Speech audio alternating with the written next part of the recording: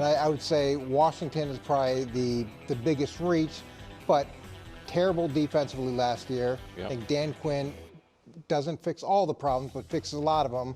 And then I think with Jayden Daniels, he could potentially be a CJ Stroud type impact for them. And even if it's not at that same level, with growth on defense and significant improvement from the quarterback play, they have a chance to make it in a weak division. Wow. All right. Wow. Okay. So I think this is great. I actually have this is my teams as well for the NFC, and I'm just gonna obviously focus on the Commanders for this clip more than anything, because you do not have a lot of teams, a lot of people in the media picking the Commanders to make the playoffs. You just don't. And I'm actually one of the only people that I saw, not to say that I'm like the media, but I really do not see a lot of people picking the Commanders. And so to see Mangini pick the Commanders to actually make the playoffs, I think the Commanders are slowly starting to win some people over, because I really wholeheartedly agree. I mean, I've said this so many times now, because there's only so much to say, because we're so close to the actual games. We're so close, but the Washington Commanders are going to be a completely new look. And I really do think Jayden Daniels is absolutely going to pop. If they didn't have Cliff Kingsbury and it was just Dan Quinn, I would be more skeptical and say that there would be a slower uprise for the Commanders. But they have the coach, the defensive head coach, who is going to improve that defense significantly. And yes, like Mangini said, they're not going to be able to fix all the problems in year one, but they're going to fix a lot of them. A lot of them. They were virtually incompetent last season, honestly, in every aspect. Let's be real here. But the truth is, if their defense was just even slightly better, they would have won a lot more games. They would have beaten the Eagles twice, right? I mean, that's just a fact right then and there. And that's with not really having your quarterback situation taken care of either. And now you upgrade defensively, you upgrade offensively, and you upgrade coach-wise on both sides of the ball. How are you not expecting this team to be significantly better? I just don't see how they could be anything but significantly better. I really believe that the Commanders have two head coaches, an offensive head coach and a defensive head coach in that regard. Sometimes you really do just have a coordinator who's pretty good, but as you guys know, I'm a huge believer in Cliff Kingsbury. I just am. And I think that take is going to age very well. I think actually the biggest problem that the Commanders will face is that Cliff won't be there for very long, 1 to 2 years, because I think he's going to get this offense humming with Jayden, and then people are going to want him as a head coach. And then, who knows where he goes. But he wants him to be a head coach again, I'm sure. He doesn't like how things ended in Arizona. And I've already unpacked his whole experience with Arizona, so I'm not going to do that. And Dan Quinn, if you need to be sold on Dan Quinn, I don't know what to tell you. Right? Like, it's so funny. Dallas Cowboys fans are now suddenly like, Dan Quinn's not that good. He didn't really do that good defensively, blah, blah, blah, blah, blah, blah. And it's like, what are you talking about? He completely built up that defense. Like, it was actually a miracle that he even stayed in Dallas as long as he did, because he was just praised for getting that defense right. And that they were just saying, like, it's a miracle that he stayed with the Dallas Cowboys. And that was one of the biggest reasons why people were so high on the Cowboys, especially last season. So the Cowboys lost out on that. And so I think this actually was a great hire for the Commanders. And I just think that they're going to get in the playoffs over the Dallas Cowboys. I think they have the momentum now. They have the locker room. They have the excitement. They have the optimism. Who's optimistic in Dallas right now? No one. No one is optimistic except for maybe CeeDee Lamb, because he just got paid. Outside of that, who really believes that they're going to be legit this season? That they have a true chance to make a Super Bowl run? I don't see it. The Eagles have the optimism for sure. And again, as a Washington Commanders fan, I'm sure you're like, the Eagles, they're going to have all these problems. I think the Eagles will still be a really good team. And even if they're not, then that just bodes well for the Commanders too. And that means that then I think if the Eagles end up being fool's gold, then I think the Commanders can legitimately win this division. But I do think the Eagles win the division and the Commanders get the wild card.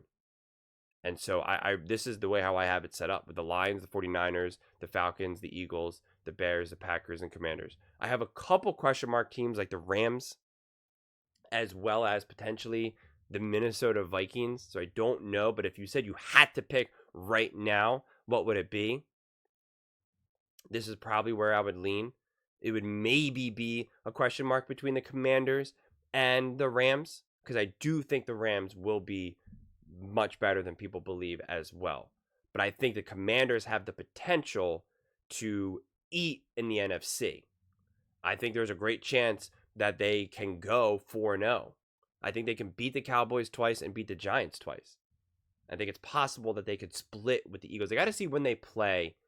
I forget what the schedule is, but they often always play like late in the season against one another, for the NFC East. And I just wonder if any of those games for the Commanders end up being a game where like maybe the Eagles have that division locked, maybe they're resting people. I'm not sure who is the final game of the season, if that could play in a factor at all.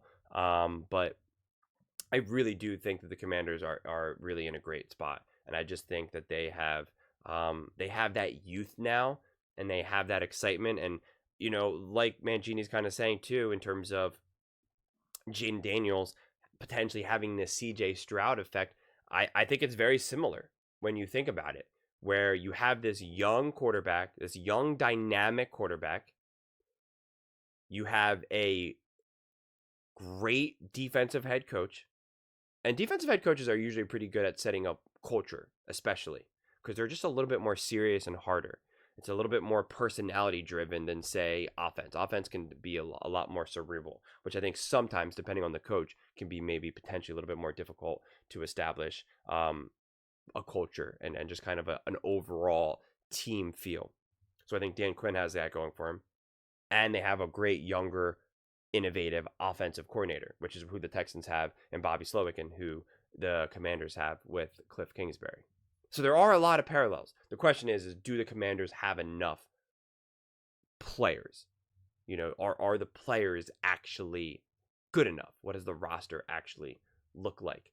And that is a question mark, right? That is absolutely a question mark. So I would love to be able to get like the honest insight from, say, a Dan Quinn or a Cliff Kingsbury of like what they believe is actually possible, because I believe they have a true they don't lie to themselves. If they really believe that they can make the wild card, then they really believe it. But if they don't, if they're like, we just don't have the team yet, this is going to be a couple more years for us to be able to like really fight for the division and the wild card, they would admit that. So I would love to be able to get like their true insight. But I know Cliff needs to ball out immediately. He knows that, and he feels that. He knows that he needs to get this thing going. He needs to rebuild his reputation. So believe me, he's going all in on Jayden. He is going to do everything to get that offense humming along and being dynamic as possible. And we know that Dan Quinn's going to do everything he can to make that defense as legit as possible. So when you have two coaches working over there, because Dan Quinn also wants to reemerge as a true head coach and say, hey, I'm more than just a coordinator. Like, I am a legit bona fide top coach in the NFL, and I'm going to show you guys all why. So when you have two coaches that have something to prove, and you have some young players, that to me is a recipe for high levels of success. And realistically, for the Commanders, like I've said as well in previous videos, I think this season is a wild card, and then the next season or two, that's when I think they will legitimately be fighting and competing for the division from that point forward, especially as long as Jayden Daniels continues to just excel. And if he proves to be like a legit top quarterback, then then the NFC is going, to me, the Cowboys fall back, and then it's just going to continue to be the Eagles and the Commanders fighting for the division. And that's exciting times, definitely. But those are just my thoughts. I would absolutely love to hear yours. What do you guys all think? Do you agree with Mangini's prediction that the Washington Commanders get into the playoffs via wild card over the Dallas Cowboys, or I guess any of the other teams that would potentially be fighting for the wild card? Let me know in the comments below. I read every single comment, so whether you agree with me or disagree with me, either way, let's get in some discussions, let's get in some fights, but ultimately, let's just have some fun. And please do consider subscribing. We are building an amazing community here, but I would absolutely love to see you part of. I want to build something that we all genuinely feel connected to, something that we're really excited to be part of. I think we're well on our way to doing it.